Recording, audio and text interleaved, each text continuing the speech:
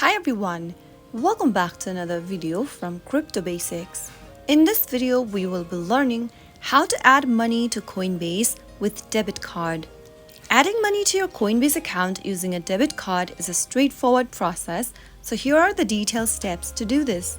Launch open your Coinbase application from your mobile device, or you can also go visit coinbase.com website using a web browser.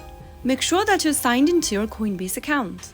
And once you're inside, from the main homepage, tap on the waffle menu button at the top left corner from the main homepage. Now click on your name or the profile and settings option at the top.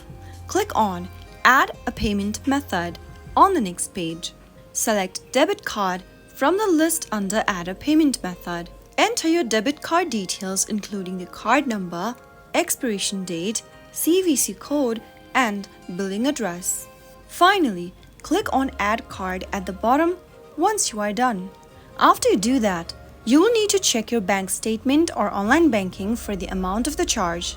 Enter the amount on Coinbase to complete the verification process, and you will be able to add money to Coinbase with debit card.